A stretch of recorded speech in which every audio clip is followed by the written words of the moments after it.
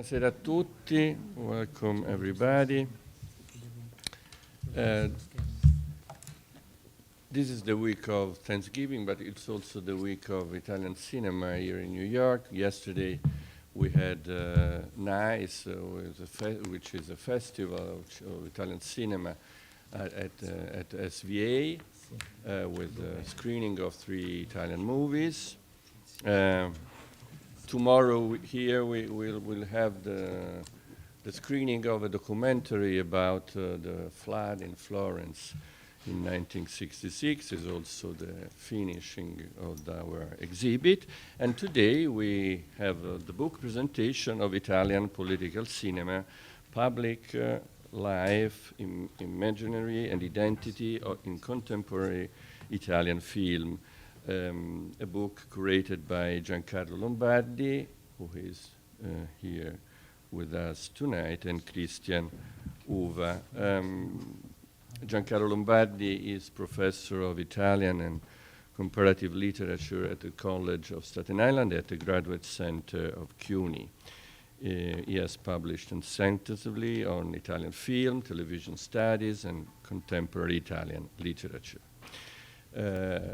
The panelists tonight are Gaetana Marrone Puglia, professor at Princeton, specialized in modern Italian literature and post-war Italian cinema.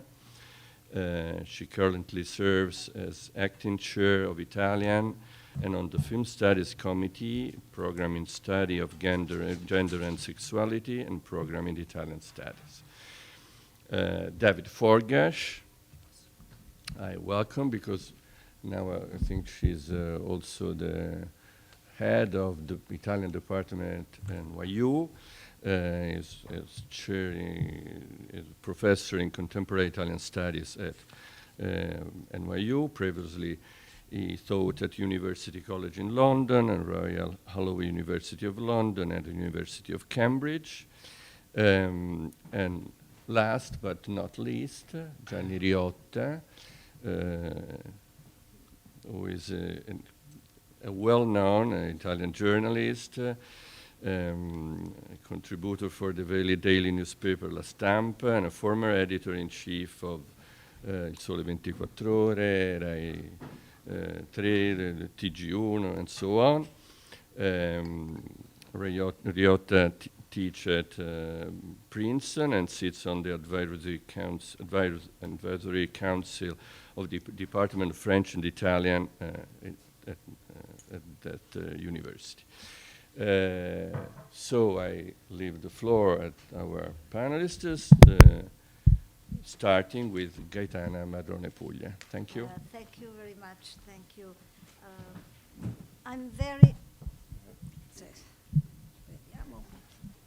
I'm very pleased to open the discussion on Italian political cinema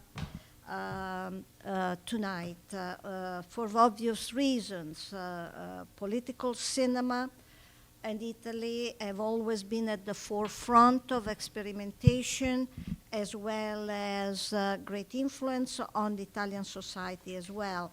So this last volume that Peter Lang just published, and unfortunately Christian Uva could not join us from the University of Rome, is an ambitious volume divided in 3 parts, devoted to themes, auteurs, and individual films. The book enlists the collaboration of 28 international scholars. Anyone who has ever done any editing knows what it means to have to platoon 28 colleagues all over the world. So by itself, this is an enormous venture. As the editors clarify in the prefatory pages, their aim is to address the current theoretical debate on political cinema in Italy. They first ask whether we are witnessing the rebirth of what is called the New Italian Political Cinema. They cite, among others, Paolo Bertetto's seminal articles entitled Il cinema è l'arma più forte, è tornato il cinema politico, which was published in 2012, and whether also the definition of political cinema as ambiguous, and one of the many words applied to it,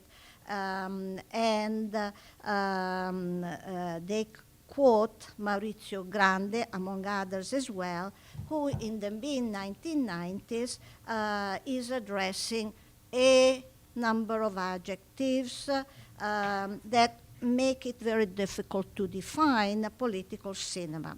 It seems to me that the book's undertitle makes it clear that the ultimate referent of a political cinema is its cultural function. We have public life, imaginary, and identity.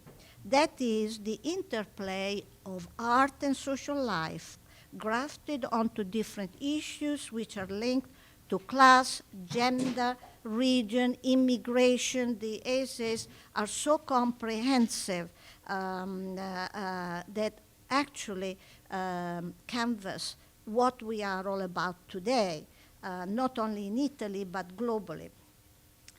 So what it means to define the idea of political cinema. One frequently asked question is whether all films are indeed political. Magazines such as Cineasta, Positif, among others, have addressed this issue. While one may identify the political dimensions of virtually all cinemas, even those that present themselves as pure entertainment, and there is a section also for comedy in the book, the idea of a political cinema is generally associated with films which raise particular social issues by challenging prevailing viewpoints and the current state of things. A political film signals something quintessential about the director's manner of interpreting and representing key aspects of experience, such as the national character, the cultural mode of production, etc. In Italy, the radical filmmakers of the 1960s and 70s, they're considered the highlight of our political cinema, was born during a period of considerable economic modernization and social transformation that accompanied the industrialization of a prevailing rural country. A group of young directors endorsed a practice of filmmaking that, however subversive, defined the author as a figure with ethical or ideologically pronounced opinions. If I were just to mention at random a sample of representative works of the year that we all recognized, Olmi sul posto, Rosi Salvatore Giuliano, Pasolini su Cellacci Uccellini, Pontecorvo La battaglia d'Algeris, Cavani I cannibali, Dettaviani Sotto il segno dello scorpione, all these films showed the difficulty of defining what is meant by the idea of political cinema. These filmmakers represent the shared post-war revolutionary spirit, but also the ideological transformation that had been taking place during the 1960s. They demonstrate how films may express a desire for radical economic and political change, or more simply give voice to what we say un impegno civile. The year 1968, of course, was a year, or the years following 68, were the years where the nation's ideological sense of direction began to crumble, and organized political parties no longer seemed to be in touch with the citizens' lives. Two of the most representative films that preserves times of protest, Bertolucci's Prima della Rivoluzione and Bellocchio's I pugni in tasca, underlie the filmmaker's sense of displacement and angry disillusionment. These films help us understand what would unravel during the academic year 68 when the anti-authoritarian student movement challenged the Italian establishment at every level. The social unrest surrounding May 68 was followed by a decade of re-evaluation. The everyday life of Italians was grafting new forms and practices in their cultural values, consumption habits, even sexual mores. I only have to mention a couple of films from the 1970s exemplifying this shift of directions. Films like Lina Vermüller's Mimì metallurgico ferito nell'onore, which examines the world of the factory workers, no longer the poor, defeated men of post-war Italy, or Elio Petri's La classe operaia va in paradiso. During the restless times which precede the anni di piombo, all the way up to 1980, political filmmakers represent a series of ideological and personal crises not fully or adequately addressed by other cultural forms of expressions. For many, the generation of 68 constitutes the last great moment of verification for political cinema. The years that followed, the political and economic climate continued to offer fertile ground. For example, Nanni Moretti, Gianni Amelio, Marco Tullio Giordano, all addressed in the book with individual chapters, who made a commitment to a work of opposition and intervention not only in that decade, but all the way up to today. But from the 1980s onward, the upcoming filmmakers seemed unable to keep up with the transformations of Italian society, and their films became more uncertain and less innovative. The aspiring directors of the 1980s came to face what Pasolini called Italy's process of depoliticization, with the Italians subsequently adapting to their own degrado. And I'm quoting from Trilogia della Vita. Pasolini expressed the dissatisfaction towards the political class, which also comprises the idea of failed opportunities, a notion that is deeply rooted in the Italian psyche. In my very brief introduction questioning the Italian political cinema today, I'm going to stop at this time.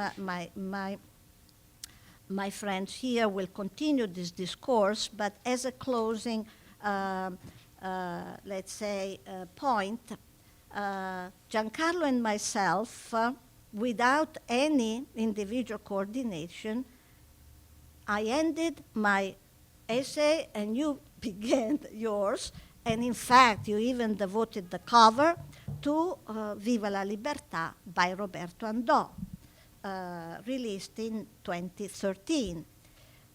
Roberto Andò explained that his film was born from, quote, e desiderio di ricostruzione morale e politica del nostro paese, oggi largamente condiviso, ma per anni latitante. End of quote. As you may remember, it's the story of two identical twin brothers, diametrically opposed in character, and they will represent different approaches to life and politics.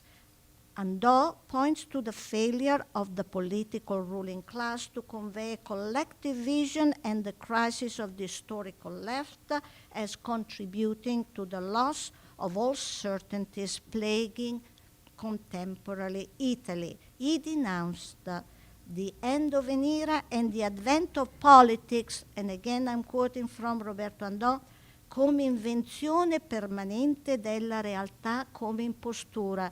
I think he was a forerunner of what we are seeing today in Europe and everywhere else. Thus, breaking down of a certain way of interpreting political processes. The generation of the new millennium has been deprived of the cultural and social ideals which once inspired the richness and variety of national cinema. How can one explain then the fictional, in realtà is the word used by Andò, situation in which Italy has been living for a while? Like Andò, we ask, and I will ask Giancarlo, what does it mean to exercise political power today, especially in the cinema? Are we going back to Sciascia's own view that the Italian political machine is one that gulps down all the truth and spits out lies? I'm quoting from an interview in Lombardi in '79. So could you elaborate more, Giancarlo, on the main features of what you call the new political Italian cinema? Was it actually ever defunct? I'm somehow reminded of the polemics when we began talking pro and contro the new Italian cinema, which aligned critics such as Michiché, Brunetta, Morandini, speaking of eredi del nulla, il paesaggio della catastrofe, sembra morto ma è solo svenuto. Is political cinema dependent on authorial ideological distinctions, as it was mainly in the post-war years, or is it rather an engagement with political personalities? In your book, there are essays devoted to Berlusconi, Renzi, etc. Finally, does the political use of social media signal an opportunity or a challenge to today's political filmmakers in Italy?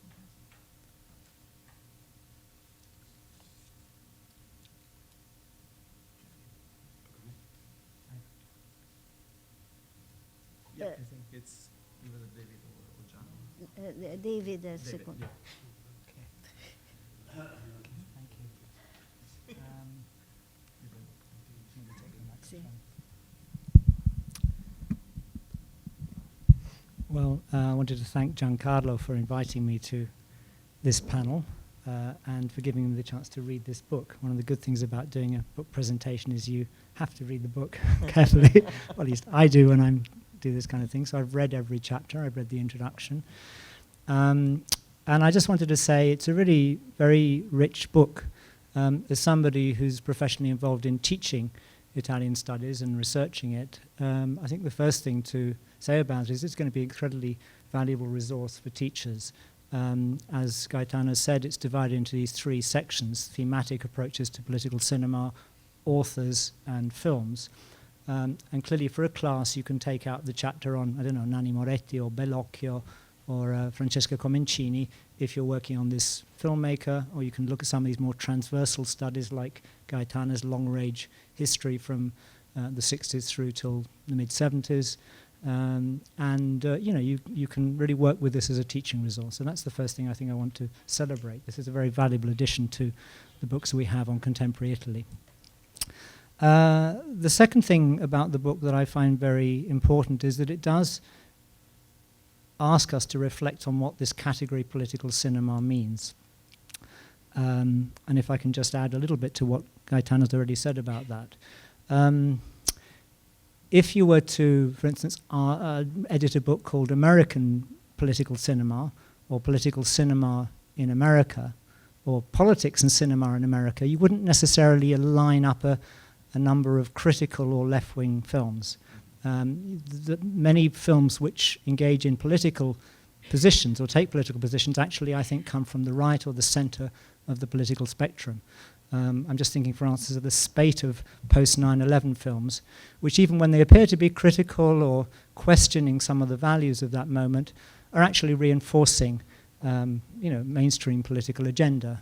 Films like Argo, for instance, where the Americans are captured in Iran and the Iranians look terrible and dangerous and terroristic, or Zero Dark 30, Catherine Bigelow's film, which won an Oscar, I think, didn't it?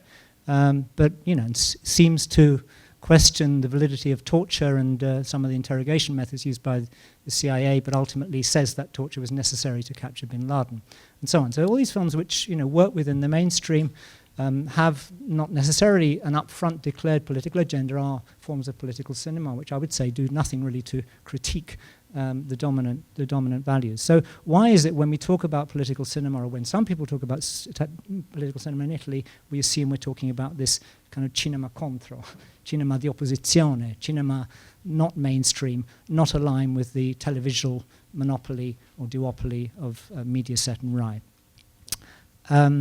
So that's the first question, really. I want to go back a little bit in time to think about how the notion of the political has changed in Italy. My generation, that's the generation born in the early 50s, but it's true of the generation slightly before me, grew up in a very different cinematic and media world. If you were doing what was called cinema militante in the 1960s, you pretty much rejected en bloc the whole of mainstream commercial cinema. The movies that people went to see in first run, prima visione, movie theatres in the centre of a big city, which would now be a multiplex or a multi-screen, were kind of commercial fodder to be rejected. And the interesting films are the ones that circulated in what we called in Britain film societies, or in Italy Cineclub. And these were films in the 50s imported from the Czechoslovakia or Yugoslavia or the Soviet Union, or the American independent cinema, and so on. It were the kind of films you didn't get into mainstream distribution. So, this kind of almost Manichaean opposition between a good cinema of critical independent filmmakers, or good countries making films, and the bad cinema which came out of Hollywood and the Italian mainstream system, that kind of dualistic vision was very much the one I grew up with as a teenager and as a person in my 20s. And I think that the book captures that debate very well in the introduction by going back to the early 70s and reminding us that in that period, let's think of the late 60s, early 70s in Italy, when people like Goffredo Fofi were writing as pamphleteers and editing Ombre Rosse and so on, they were very much defending this kind of critical cinema. And what they were saying was political cinema can only be political if it's political in its form. Right? This a kind of vision that comes out of Brecht and Vertov and the avant-garde, which is you can't use mainstream entertainment formats to do political cinema. Cinema militante can only be that which is experimental and critical in its form. I would add to that also in its distribution, because a critical film can never be commercially successful. It can never go into those main cinemas. It's always good to be distributed in other circuits. Now, I think a little bit of this kind of dualistic thinking has remained today. There's still, I think, particularly in the world of documentary, has kind of carried forward that flag. People think documentary is the kind of critical cinema of today, and pretty much anything that gets a film commission funding or made by a big producer, whether it's Mediaset or Rai, Cinema and so on, with a tax rebate, is a film that you might be suspicious of. So I think a little bit of that kind of dualism has remained, but the world has got a lot more complicated. It's got a lot more complicated because I think now, and the films presented in this book show this, the range of films, that most people who think about political cinema wouldn't make this binary divide between a cinema of opposition working outside the mainstream circuits and a cinema of the mainstream. They recognize that some mainstream cinema can be critical in its way, can raise important issues. One of the most interesting essays I thought on this was the one by Alan O'Leary. The only essay, and he's likes to be a kind of provocateur, because what he's saying is, the two forms that he wants to discuss are the poliziottesco of the 1970s, often seen to be a kind of almost fascist genre, showing the violence of the police and so on. And the cinepanettone, this much derided, Christmas genre, his obsession, which is a kind of comedy. It has lots of lewd toilet humor and so on. And he's trying to kind of say, well, but what about the politics of these? And there's a kind of anti-elitist argument there, which is, why is it that when people talk about cinema, they always talk about the kind of cinema that appeals to the educated left? Why don't they talk about the cinema that actually appeals to large numbers of people who might find things in it which in some way connect with their fantasies or their desires or their discontents or their anger? And often in popular cinema, you can find a kind of stratum of the political that is left out of the normal discussion. So I think it's good that you have this chapter which takes this slightly different position. So this is the first point, really. I think what I would take out of the book, and I think what any reader will take out, is the variety of forms in which now political cinema operates, and the variety of kinds of film, modes of distribution, modes of consumption. It's all become much more fragmented and, if you like, postmodern. The second thing I would want to say is, sorry, I did have some written notes, but I'm probably not going to use them, but I'll just use them as a cue. The second thing I'd want to say is the idea that we need, I think, to look at political cinema as part of a media system that doesn't just include cinema. One thing I'd want to take out of the book and then carry forward, there's an interesting essay, I think by Paolo Russo, the one on the politics of distribution. Since I've worked in the past on the cultural industries and, if you like, the industry of, the industries of culture, I was very interested to read this chapter. And what he talks about is the way that the landscape of film funding is now changing, really from the 1930s, from the middle of the fascist era through till the 1970s. The mechanism was the state would give some sort of mechanism of funding cinema through encouraging producers to use a bit of their profits to fund other films. And this often just simply recycled, and the same profits went back into producing more commercially successful films. So it was seen as a kind of what was sometimes called economic censorship. That shifted, and now the model is much more a kind of public-private, with private money going into it, tax concessions, tax relief, tax credit, and, what's this thing called? Tax shelters. And also this whole world now of regional film commissions, by which if you make a film in Puglia or in Piemonte, the Puglia or Piemonte Film Commission doesn't give you cash, but it gives you certain benefits, like it'll give you maybe free hotel things, or they provide the catering free or cheaply, and so on. And the kind of deal is that in making your film there, you will somehow promote the tourism of the region. So there's a kind of economic and cultural quid pro quo. One of the positive effects of this is that film making has become much more decentralized. Up until the early 80s, certainly, nearly all films were made in or around Rome. And now this is no longer true, and this kind of rebirth of a multi-regional cinema is one of the effects of this new funding mechanism. So I would say that putting the politics into this wider picture of the industry and the economics of the media is something that we need to do, rather than just isolate. This is not a criticism of the book. I think it's wonderful that it isolates this object. But having isolated it, we need to put it back into this wider system. One thing, for instance, that's worth saying is that cinema, of course, is only one of the media through which political expression is conducted in Italy. It's also conducted in theatre, the teatro di parola, or teatro di narrazione, which of course comes out of Pasolini, but it goes into people like Marco Paolini, Marco Bagliani, Ascanio Celestini. Some of these people also make films, so they kind of cross over between theatre and film. There's also the kind of word-based theatre, like the theatre of people like Romeo Castellucci, much more an action theatre which comes out of the theatre of cruelty tradition. But there's also writing and narrative. There are books. And some of the filmmakers, of course, switch between media, as Giancarlo reminds us in his chapter. This text that precedes Viva la Libertà, which I don't remember the name of it now, but came out a year before, is Il Trono Vuoto is a novel which he says is not really a source of the thing, it's a kind of twin, to use the image from the film. So the same person who's also, of course, been a theatre director, an opera director, is operating in multiple media. So these crossovers between writing and film, or writing and television, Gomorra becoming a film and then becoming a TV series, then becoming a second series, Romanzo Criminale being a novel that converts into a film. So I think that, the political cinema is part of a much wider media system where multiple media are engaged in political activity. And I would just want to make that point. Other individual chapters, I could probably spend half an hour saying the good things I found in the chapters, but I think this is the kind of thing that probably won't work very well in a presentation. Maybe we can come back later on and I can say some of those things. And the trouble is, of course, if I say I particularly like one chapter or another, it might seem that I don't like the other one so much. So to be fair to all the authors, I probably will stop at this point and just pass over to the other speakers. Thank you.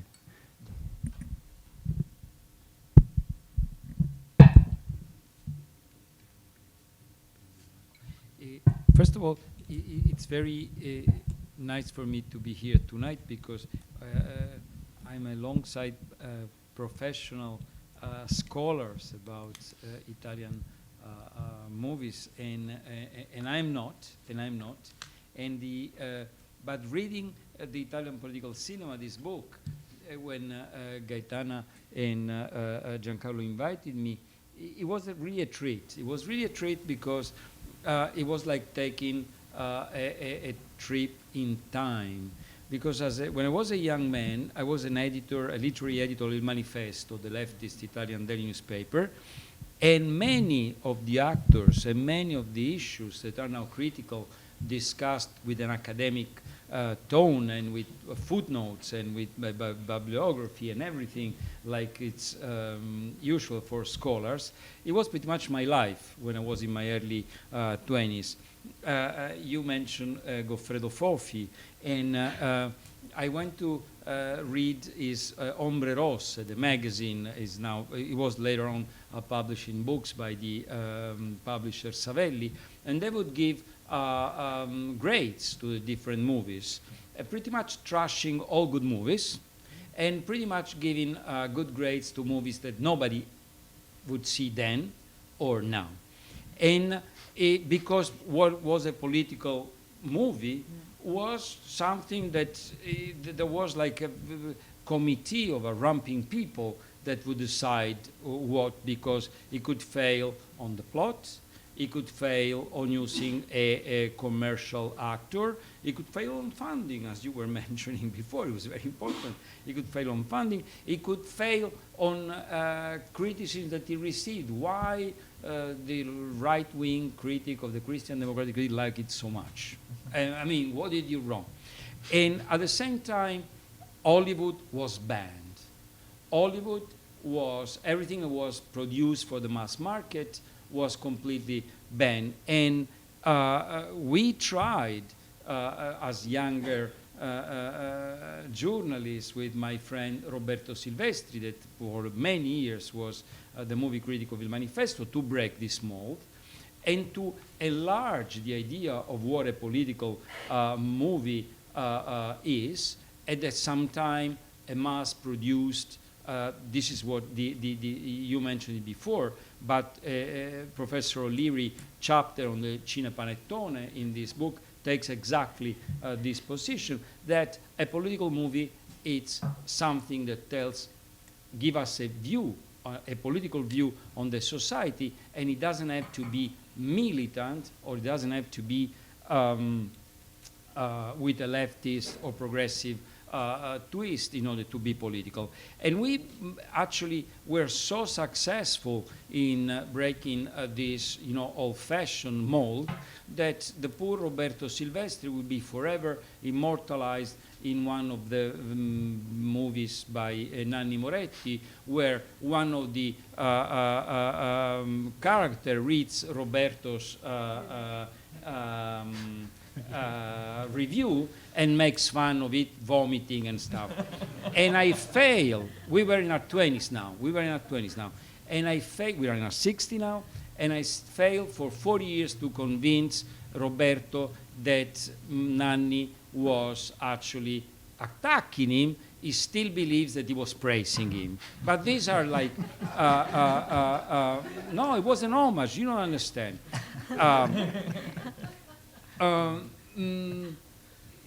The interesting thing with Italian political movies is that up to Berlusconi, there was actually no gap between politics and Italian movies. When Enrico Berlinguer, the last great leader of the Italian Communist Party, passed away in 1984, the New York Times published, you can check the archives, published a very interesting picture of Berlinguer's coffin laying in state, and all the party members were taking turns in the wake.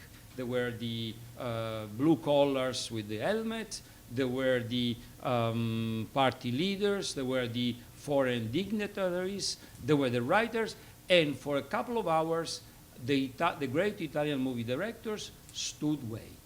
And the first one, I guess if I remember rightly, front right was Federico Fellini. Front right was the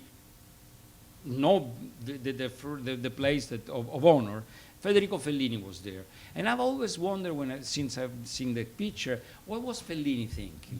What was Fellini thinking? Because there is nothing less military political, hierarchical, organized and militant than Federico Fellini.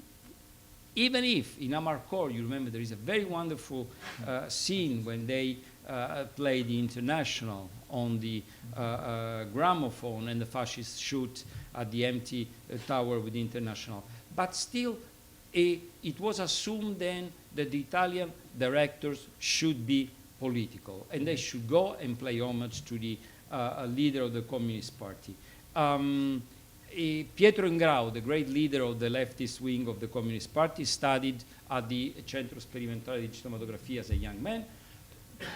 Walter Veltroni, the first leader of the Democratic Party, and for a long time a leader of the Communist Party, studied in high school at the high school that would specialize in movie making, and then later on in his life went to produce wonderful documentaries, one very good especially about Berlinguer. So the movie industry and the movie art was very strongly linked to the Italian politics. And I have to say this was true even for the Christian Democratic Party, whose just recently passed Mr. Rondi was with them organizing movie theaters and organizing movie production and always scouting for Catholic talents, would like in a way fight the hegemony of the leftists. So to make movies, you had to be at least up to a point political. And the interesting thing about this book that it documents very well that up to a point the Italian artists, the Italian directors and Italian screenwriters managed to match and follow the Italian political development. And the interesting thing is that if you look at the movie, we have 2 more minutes, 1, 2, if you look at a movie like Ladri di Bicicletta, for example, very important document of the Italian identity after World War II. This is not a book about the leftists. We don't know if the main character voted for the Christian Democrats or the Communist Party.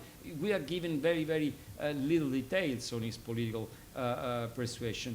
But at the time, the directors managed to appeal to the whole Italian conscience, to the whole Italian society, and to reproduce all Italian society. This pattern was broken with the boom, with the economic boom of the early 60s. A part of the Italian society accepted that the country was not rural, was not poor anymore. This is something that in class with Gaetana we have the pleasure of discussing a few times. And that the country was propelled into a new dimension. Part of the culture refused that.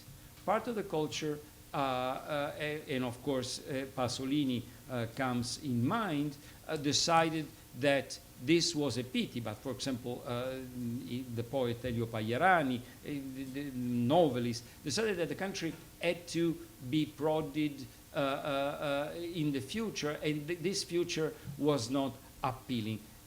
That moment when this happened, of course the Italian directors kept producing political movies, kept producing beautiful political movies, but they were not able, when the quote from Roberto Andò that Gaetana mentioned comes from Gramsci, that always appealed, the founder of the Italian Communist Party, that always appealed to the moral reform of Italy.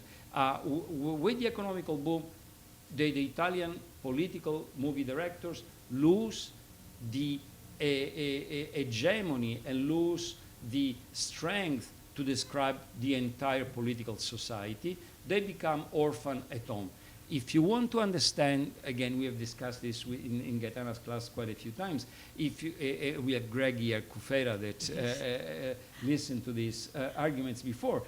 If you want to understand why Berlusconi won the election in Italy from 1994, and is still around now, you have to watch Caro Diario by Nanni Moretti, when two generations of leftist audience have been laughing at that. They should have been crying at that.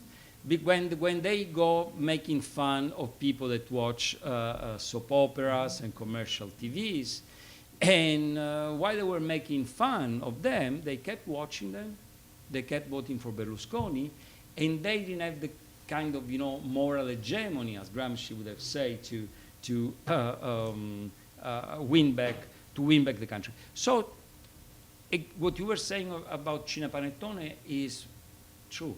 If we had to select like one movie to describe the Berlusconi era, it was for sure Cinepanettone. This is what Fratelli Vanzina. This is what Italy was in politically under Berlusconi. Is it possible that the new generation will go back and describe what Italy is today as a country, as a community, as a culture, as a part of Europe? It is possible. For example, Gomorrah is a movie that tried to be a great movie and to be political at the same time. Yet, of course, I don't know if the friends around the table agree or not.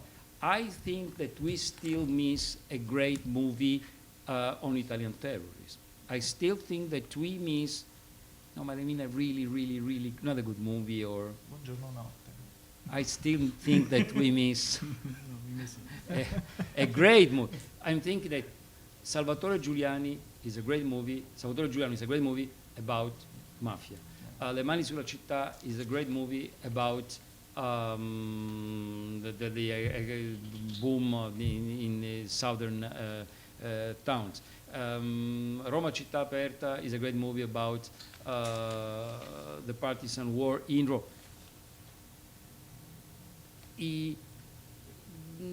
Terrorism in Italy wasn't just killing people, it was the end of politics, it was the end of civil society, and the country is still recovering from that. The political movies, there are quite a few that are pretty good, that came out of that. They always see the drama of people that were caught in the fight of terrorism, while I'm interested in what about people that were not policemen and were not terrorists, what they were doing. Pepuccio Tornatore tries hard with Bahia. He tries hard to give, sometimes he succeeds. So I think that's what the next challenge that we have. In the meantime, television is trying to step in the vacuum, producing the TV series that have become in Italy an enormous channel for political hegemony, and the political party produce a TV series about what they want to push. But I think that, and I'm done, and I thank you for bearing it with me. I think that the reason why there isn't like a really true great political movie in the past 20 years is because Italy has lost a common soul. Italy doesn't have a direction and has lost the country compass as a community. Now we are more like Zygmunt Bauman says, liquid society. I don't know, it seems more to me like a sand society made of very different grains. There is an atomization of the country that has lost the bonds that were keeping it together, and it's very difficult of finding it together. The best description that I can give you in terms of movies is La Grande Bellezza. The first 20 minutes, I was walking out of the movie theater, I have to say, but the first 20 minutes of the Grande Bellezza described exactly this sense of alienation. And when the aristocrat sees at the museum the house where she grew up, this is a country that now is crying for a Grande Bellezza that she understands is lost and doesn't see in the future grande o piccola bellezza. Grazie.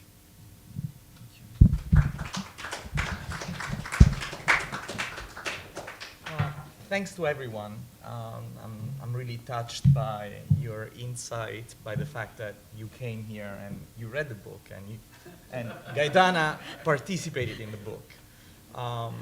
This book is very much a labor of love, and it took us a long time. It took us 3 years to put together this book. Short And time. Short time, quite, Yeah. as a matter of fact, and and I'm very grateful. I see a bunch of my students here from the Graduate Center. If some of them hadn't been around, working with me around the clock on the editing process of the book, none of this would have happened.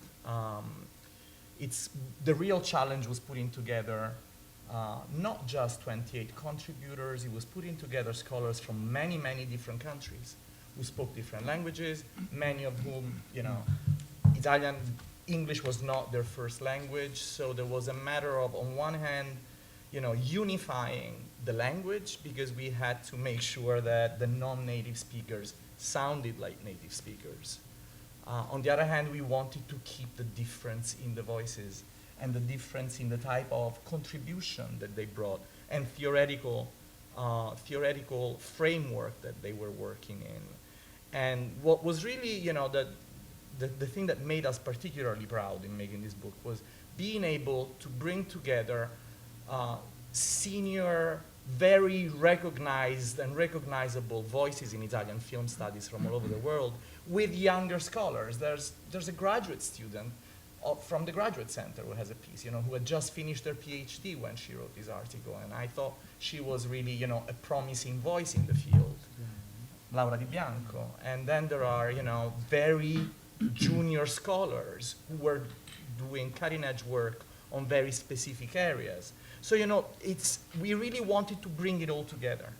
And we asked Gaetana to do the most important job in a way, which was to bring us to the date where we wanted to start the book from. The book had to be about new Italian political cinema. We needed to have a scholar whose work had been so groundbreaking in the study of political cinema until then, and that was Gaetana. And we asked her, you have to do this essay that works almost as a second introduction to the book, because it brings us to the moment where we want to start on, which is the beginning of the Second Republic. This is, you were asking, so what is new about Italian political cinema? Well, it's a new stage, it's a new framework, it's a new time in which it is made, it's a new Italy that it is reflecting, because let's face it, the passage from First to Second Republic is much more than a changing of political parties.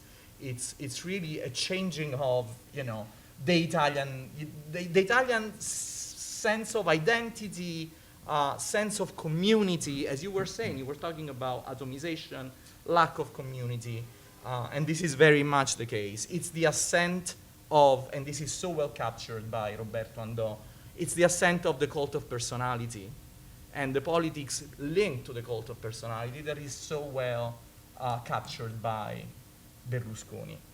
I'm grateful to David for bringing up the fact that this is a book that will be taught easily, that will be used for the classroom. This is exactly what we had in mind when we made this book. We were fresh from observing and participating in the success of Dana Renga's Mafia movies, which is this very thick but slim book at the same time, because it's a compendium of essays on Italian film and American film dealing with cinema. And we all participated. Most of the protagonists of this book participated in the project. And that's exactly what we wanted to do. But we also knew that we needed to do something different, because the subject was something that was, well, it's not very difficult to explain to an English-speaking audience what mafia is. It was much more difficult to an English-speaking audience to explain, what Italian politics or Italian political cinema was about. So we needed different sets of essays. We needed essays on themes, we needed essays on auteurs, and we needed essays on case studies, on actual films. And we really had the classroom in mind. And at some level, we had undergraduate students in mind. But on the other hand, we didn't want to miss the scientific aspect of our book. So our book was not short of footnotes and bibliographical references. It was actually quite heavy. It is actually quite heavy on it. We wanted to retain that strength while speaking to an audience that could decode the, the content at different levels and could actually use the book in a tabular fashion, enter it in a different way. We found the thematic aspects, the thematic essays in the book to be particularly important because they really reflected on what we felt was the nature of political cinema now. So, a book about Italian political cinema could not overlook the question of eco-criticism and, and eco-mafia, for instance, or the question of migration, which was so central, to the point that we actually commissioned 2 different essays. We had an essay dedicated to documentaries and migration, and Fuoco a Mare is the film that everybody thinks about right now. But of course, what happens when a book takes 3 years to come together, and then a little bit of time to go into press? That you lose the effect of being on the sul pezzo, of being exactly in time, of being timely. Fuoco a Mare is not there, nor is Le Confessioni by Roberto Andò, which is ultimately, it's the ultimate project in a way, because it really brings together the concerns that Roberto Andò raises in Viva la Libertà, but brings them to a much wider European and scarier extent, because it reflects on the economic power behind political power right now. And so the role of the Monetary Fund, of the World Bank, of institutions such as those, but in a very Italian mind frame that goes back to Leonardo Sciascia that you were mentioning before. Because, behind Le Confessioni, you see the presence of a book like Todo Modo and the way that, it approaches politics, which is a very Italian way of approaching politics. And you were talking about Maurizio Grande, whose Eros e Politica is such an important book for us. Even more so, in the way that we were defining political cinema, we had in mind actually the contribution of Anton Giulio Mancino and his understanding of cinema politico as cinema politico giudiziario, indiziario. So the idea of the clue, the idea of the mystery, because what makes Italian political cinema so peculiar and so unique and so different from the way that American political cinema could be is the fact, the uniqueness of the Misteri d'Italia. I mean, Italy is a country where there are countless mysteries that are linked to truths that have not been unveiled. And cinema seems to be one of the few media that have reflected and exercised, tried to find some clarity through its actualization, through its products. Gianni was talking about terrorism and the lack of a real film on terrorism. Now, Christian and I have actually met on that very ground. I mean, this is where the encounter between me and Christian takes place. About 10 years ago, Christian had just published a book on terrorism, and I've been working on it since the mid-90s, since the days of La Seconda Volta. And that is where we really came together. Many of the scholars in this book actually started working on political cinema through Italian terrorism, through the cinematic representations of political terrorism. And I agree with you that, that Italian films about terrorism are somewhat aphasic, are somewhat lacking substance.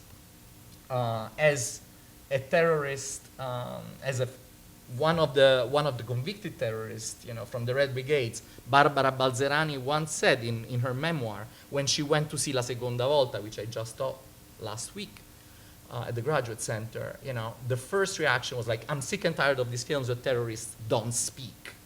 What is the point of having a film about terrorism, about a terrorist, if she's going to refuse to speak? Then again, terrorists have spoken even too much over the years.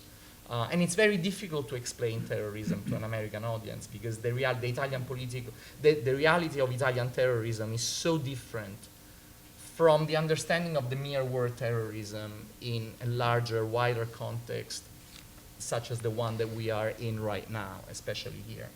but it's extremely specific, and it remains one of these. I mean, why isn't there a film on terrorism right now? Probably because it is too early to reflect on it. Probably because it remains as the one event, as the one traumatic event that lasted 20 years that we still cannot fully make sense of. Maybe 10 years from now something will come, who knows? I mean, there are continuous attempts. I mean, Marco Tullio Giordana with Romanzo di una strage tried to do something with a film, like, you know, with the events of Piazza Fontana. God only knows how many movies have been made about the Moro affair. But as you were saying, nothing is made about the population and about the wide-reaching effects of those who, to borrow from, you know, Marco Bagliani, were neither with Moro nor with the Red Brigades. You know, one could argue that La Meglio Gioventù tries to do something with it, but falls short. And talking about La Meglio Gioventù, you know, allows me to actually talk about something that you were raising before, which is the question of television. This is another one of the shortcomings of this film. I mean, this book was made, came out at a time where Italian political television was just about to start, had barely started.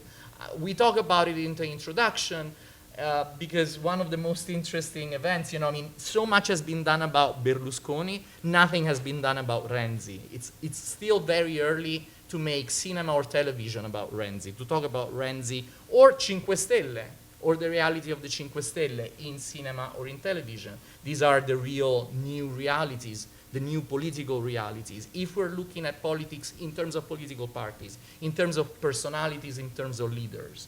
Whereas, you know, Gaetana before was asking me, what do you think? I mean, what are the aspects of politics? You know, what kind of understanding do you have of political cinema? And of course, you know, our understanding of political cinema is very informed by cultural studies, and it is very informed, you know, and is well reflected by Alan's essay, with this encounter of high and low, and certainly looking at questions of race, gender, sexuality, class, that widens an understanding stricto sensu of, you know, of politics per se.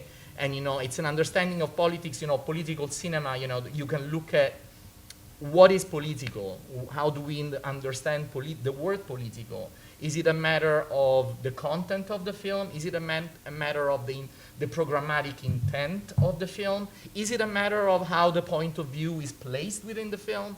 You know, one can argue that in Buongiorno Notte, the point of view is the most political aspect of the film itself, because it chooses to talk about the Moro kidnapped through the eyes of one of the terrorists, which had not been done until then, and many movies had been made. Much had been made already by then. But certainly what wasn't happening at the time of the writing of this book, which has happened right now, is the television, political television. So the very beginning of it was within Ballarò, when Il Candidato was, you know, Ballarò is one of the most important political talk shows, if not the most important political talk shows in Italy. Actually was, because it no longer is there, right? They took it away. 2 years ago, as there was a change of host in the show, in the talk show, they introduced at the very end of each weekly installment of Ballarò, they introduced a very short mini-series. Basically, every episode of Ballarò, which is a political talk show, ended with a small, like a 5-minute series that was called Il Candidato, which had everything to do, which was really aimed at showing how you create a politician, you know, how you can craft, how you can make a politician in Italy in 2014, at a time where the creation of a politician is in the hands of advertising, of people who are usually in charge of advertising, of marketing, and at the time where ideology is pretty much dead. I mean, I think that what is clear from this book in our understanding of politics is the very absence of ideology, or the demise of ideology. I think that, you know, David was raising the point of, like, you know, why do we always think about the left when we're thinking about Italian political cinema? Certainly, there has never been, you know, it is true that in Italy there is no such thing as right-wing political cinema. Very little has been made. I'm thinking about Squittieri's Claretta. There were very few directors who actually, in the last 30 years or 40 years, would actually dare to take that position. In television, certainly, you had Luca Barbareschi, who was very out and proud. But those were also the times that Berlusconi was in power, and therefore Rai Uno was in the hands of, the center right, and therefore certain figures were actually allowed to make television. I mean, it's like, there were television productions which were clearly not left, but this is not very common in Italy. The search for the engagement with politics has always been done on the left. I think it's extremely important to look, and I'll go back and I'll end there, to look at the question of what television is doing right now with politics. And I think that we will know even more in a few months here in the States when The Young Pope by Paolo Sorrentino arrives on HBO. The Young Pope just finished its airing in Italy last week. But certainly in recent times, especially Sky has been particularly active on this front. And so something like 1992, for instance, which is also on Netflix here, so you can actually take a look at it, tries to look at how the very passage from First to Second Republic and what we were discussing before, the creation of a new type of politician occurs. And once again, it is in the hands of the protagonist of the TV series is actually an advertiser, an ad man, straight out of Mad Men, by the way. I mean, it's very clear that, their inspiration at the level of writing and character forging is that of the American Mad Men. But certainly, so much is happening right now on television.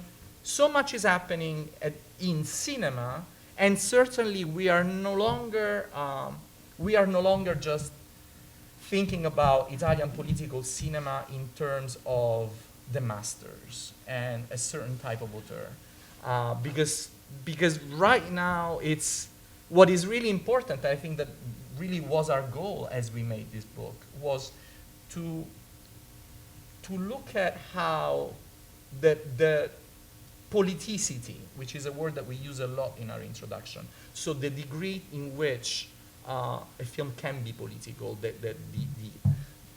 la politicità was really the aspect, the word that we were looking at. We were not looking at, political cinema per se.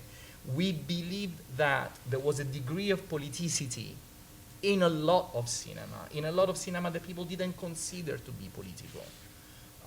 And that was, what was driving our inquiry. And we thought we believed that cuts across genres and high and low. It's both the cinema of auteurs such as Bellocchio, Moretti, and many others, and Sorrentino and Andò, just as much as it is, as you can locate it, as Alan does, or as Mary Wood does in her investigation of cinema noir, in genres that are usually not associated with politics itself. Thank you.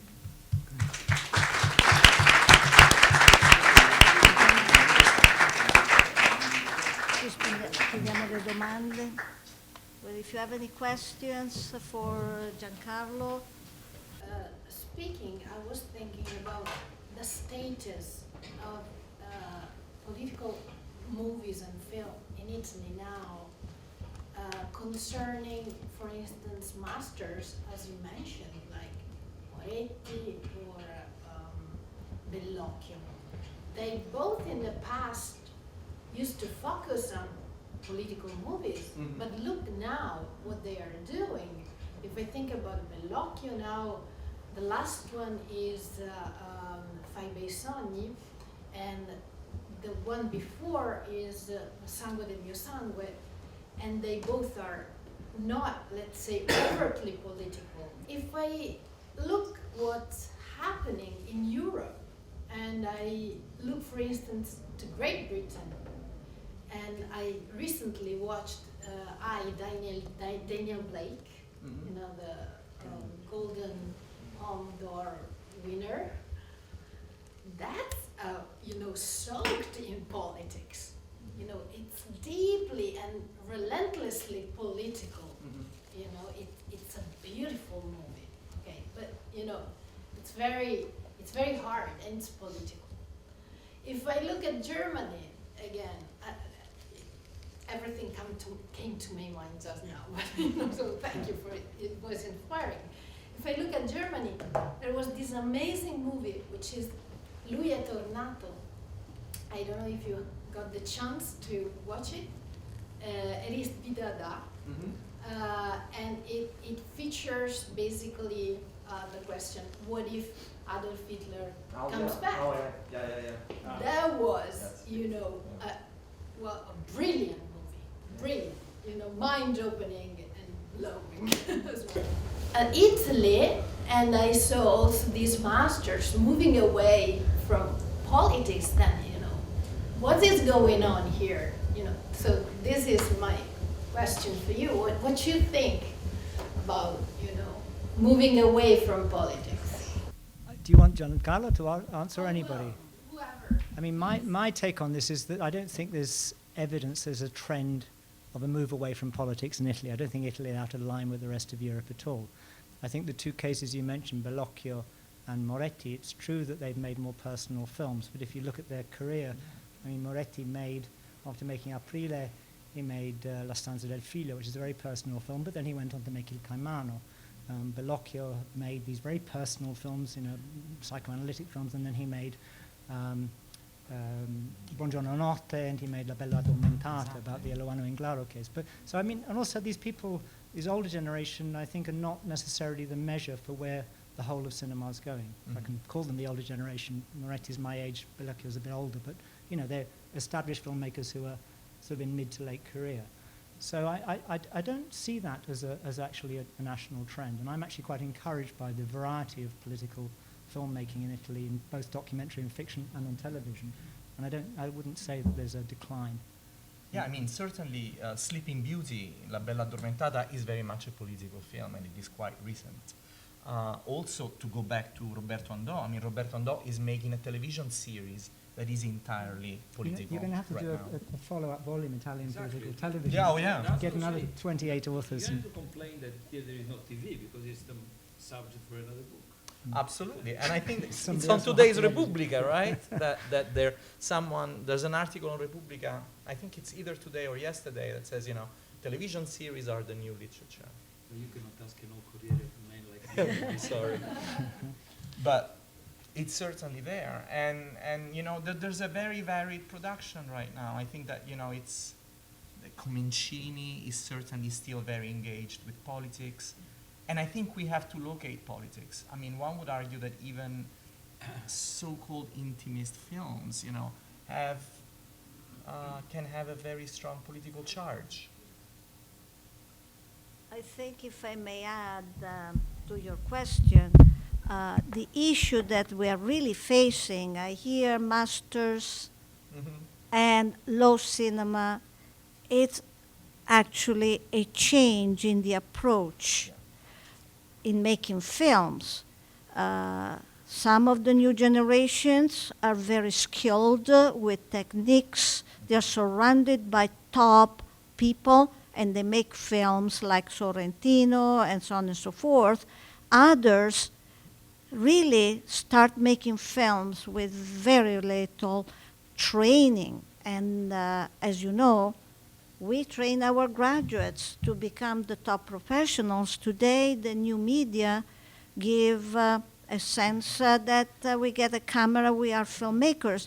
So I think that the difference has become what is cinema, which is not only content, but it's also the way you express your content, or whether we get a camera and the content, because many times funding goes to the content, but the realization is poor, let's face it.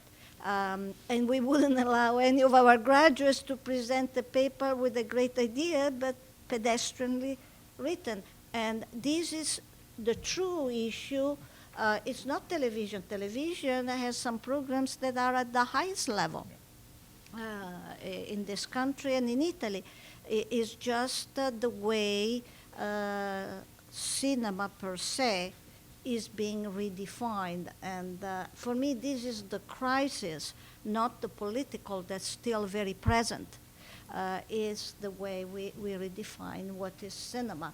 And it has not really crossed other fields where you still demand a high level of competency in performing your duties. But cinema has become impromptu many times with good ideas. Well, I mean, I think that, there are, Yeah. and I think Christian talks about it at great Yes, length in his yeah. essay. I mean, there are new filmmakers such as Pippo Del Bono, for instance, who use an iPhone to make cinema. And I think that, recent Canadian film has shown us that it can be groundbreaking. At the same, Mummy, I'm thinking about, I can't remember the name of the. Exactly, thank you. I mean, Mummy is a proof of a film that can be made with an iPhone and be absolutely groundbreaking. And I think that, one of our concerns in the book was actually looking at the form, also form as politics. And, politics is not just in content. It can also be there at the formal level. And at times, Yeah, it but can you, really push you the choose limit. il divo, so form is Bigazzi. Absolutely. So you choose the top of the line. Absolutely. Yeah. Well, I mean, Yeah. I think that, with form, you're really pushing the envelope Yeah. at both sides of the Yeah. spectrum. Yeah. And what is Yeah. palatable for Yeah. some is not palatable for others. But it certainly makes a statement depending on the audience that it seeks. I mean, it's also a different target. Certain films have a very different target and can be Yeah. very successful because of that. I think that, if we look at web series, which is also another direction, another place where a lot is happening right now. So much Italian television has now migrated. I mean, some of the creative presence of Italian cinema and Italian television has now moved to YouTube. Yeah. And it's quite important. And forms of remediation are fundamental in our understanding right now, certain things. I mean, certainly Il Candidato is a child of that Yeah. more than it is a child of the Italian TV series or the American TV series, because it lasts each episode lasts 5 minutes. You mentioned earlier that there is this difference between the Italian idea of terrorism versus the American idea of terrorism. So what, if you can expand, what exactly is that difference and how is that coming across between the two? Well, Italian terrorism is essentially ideologically grounded. I mean, it's really at the level of ideology, it's a level of, it's grounded in the anni di piombo, where really the leaders, it's extreme left and extreme right. It's political terrorism. This is why we always use the word political when talking about terrorism. Whereas terrorism, as we know it and experience it now, is completely different. I mean, it is, terrorism as we understand it after 9/11 is a completely different phenomenon. That doesn't mean that both don't coexist. And certainly in Italy, the resurgence of the Red Brigades at the very beginning of 2000, coexisted with that. But certainly they're very different, I mean, they're very different types of terrorism. Also, it's domestic. It's not a stranger that is shooting at you. It's your classmates. It's your son. It's the guy next door. And that completely changes the equation, because it's much easier to hate somebody or to be fearful of somebody that you consider alien to you, while to have your classmate, and we are talking about something that really happened, people that were in the same classroom together and they would shoot at each other, or friends shooting at each other. That's kind of much more difficult to accept and to represent. Well, professors, do you have any opinion when the French filmmaker Jean-Luc Godard talks about the children of the marriage of Marx and Coca-Cola? Does he give any kind of substantive perspective on these kind of European political topics?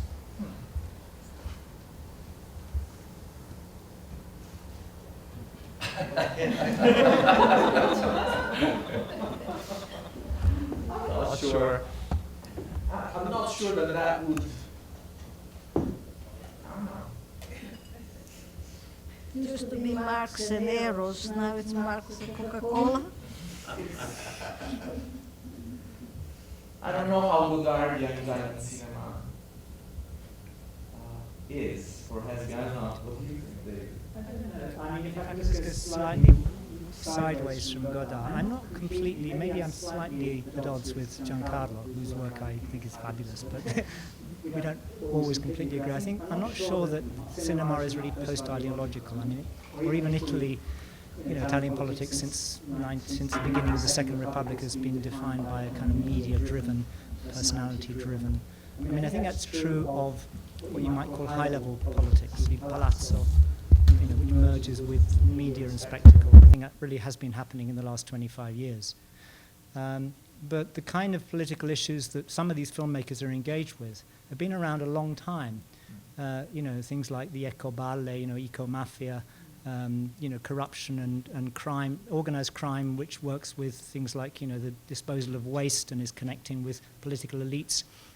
That's just a Second Republic version of what was happening in the First Republic. Clienteles and corruption at that level. It hasn't really changed. The immigration crisis, which is not specific to Italy, it's a global crisis that more or less coincides with the beginning of the Second Republic. The big waves of migration were right at the end of the 80s, has been taking off since then. This proliferation of films, documentary and otherwise, about immigration, about the immigrant character, the badante, who Onyo Healy writes about in a beautiful essay. These are figures who are, really important political questions about, how is Italian society coping with these new people? How is it treating them on the labor market in terms of civil rights and, citizenship status? So all these things are very important political questions. To me, in some ways, they're more the ones that a kind of cinema alike engages with than the kind of high politics, which is maybe getting post-ideological, although I would question that. So sorry, I don't know if I'm answering your question, but I think the Marx and Coca-Cola is somewhere else for me. The political cinema, if you like, has gone into these different tracks, and the political cinema engaged with social and civic issues. There's very much, a continuity of what was around in the 60s and 70s, I would say.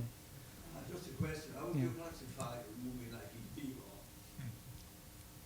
Well, that's an interesting case, because Il Divo and then the other film, Marco Tullio Giordano's film about Piazza Fontana, Romanzo di una strage, which one was 2008 and one was 2012. They're made in the kind of recently, but they go back to the First Republic. They go back to, respectively, to an event of 1969 and the whole career of Andreotti, but particularly the focus of the Casa Moro in 1978. So that's the Second Republic looking back, 40 years or 35 years at these really important events. And I think that's interesting. The new cinema is connecting with the older Italy, because these, as somebody's saying, these crimes have not been forgotten and they haven't really been solved. And certainly engaging with,